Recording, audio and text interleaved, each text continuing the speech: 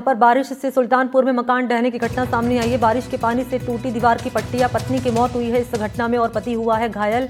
आपको जानकारी दी कि देर रात की ये घटना बताई जा रही सुल्तानपुर में, जहां घर की दीवारों में दरारें आ गई और बारिश से सुल्तानपुर में मकान ढह गया। बारिश के पानी से मकान की पट्टियां टूटकर गिर गई और मलबे में दबने से पत्नी की मौत हो गई, पति हुआ गंभीर रूप से घायल। सुल्तानपुर में देर रात ये हादसा हुआ है। घर की दीवारों में भी दरारें आई हैं।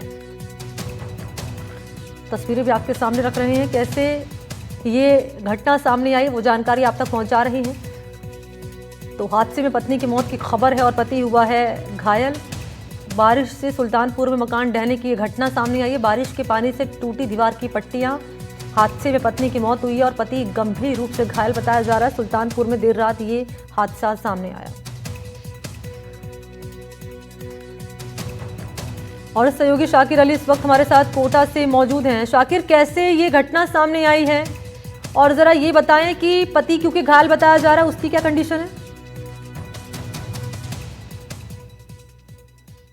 जी देखिए, ये घटना जो है कोटा ग्रामीण के सुल्तानपुर में हुई है। सुल्तानपुर में जो मकान था उसकी पट्टियां टूट गई। पास में जो खाली प्लॉट था उसमें पानी भरा हुआ था और कोटा में पिछले 4 दिन से लगातार बारिश का दौर जारी है।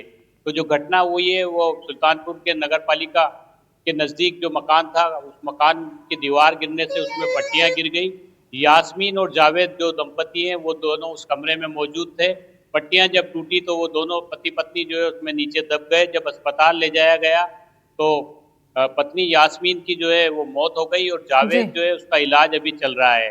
इस पूरे मामले पर पुलिस का भी कहना है कि पुलिस ने जो है इस पूरे मामले में अब जांच शुरू की है, क्योंकि परिवार के लोगों का सीधा सीधा आरोप है कि पास में जो खाली प्लॉट था उसमें पानी भरा हुआ था और ड्रेनेज का पानी जो है कई दिनों से जो है उसी में भरा हुआ था, उसकी निकासी नहीं हो रही थी।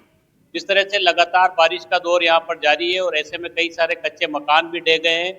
ये घटनाक्रम जो है देर रात जो है सुल्तानपुर में हुआ है और इसमें एक महिला की जो है जान चली गई है। पति जो है जावेद, उसका भी निजी अस्पताल में इलाज चल रहा है। परिवार के जो लोग हैं वो मांग कर रहे हैं कि क्योंकि जिस तरह लापरवाही वो इस पूरे मामले में बता रहे हैं, नगर पालिका की ये जगह बताई जा रही है जिस जगह पर खाली प्लॉट है और वहाँ पर पानी भरा हुआ था और उसकी वजह से जो है पास का ही जो मकान था, उससे सटा हुआ जो मकान था उसमें जो है सीम आ रही थी और उसकी वजह से ही हादसा हो गया। इस तरह का परिवार के लोगों का आरोप है। लेकिन जो घटनाक्रम हुआ है अपना आप में दर्दनाक हादसा है कि देर रात में जब परिवार के लोग सो रहे थे उस दौरान ही जो है मकान की दीवार गिरती है और पट्टियां जो है गिर करके पति पत्नी उसमें दब जाते हैं और पत्नी की मौत हो जाती है। क्योंकि कोटा में पिछले 4 दिन से लगातार बारिश हो रही है।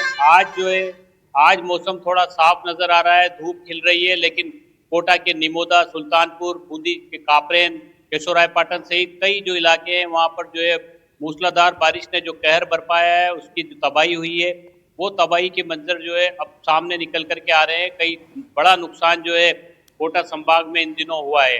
ये जो हादसा हुआ है, दर्दनाक हादसा सुल्तानपुर में हुआ है और फिलहाल पति जो जावेद है उनका इलाज चल रहा है निजी अस्पताल में और यास्मीन की जो है मौत हो चुकी है। अपने ऊपर लगे आरोपों पर नगर पालिका का क्या कहना है? और जैसे कि बता रहे हैं आप और परिवार वाले आरोप लगा रहे हैं कि पानी यहाँ पर भरा हुआ था, जो नगर पालिका की जगह थी, उस पानी को ड्रेन करा लिया गया है क्या? और क्या कह रहा है नगर पालिका इस पर, आरोपों पर?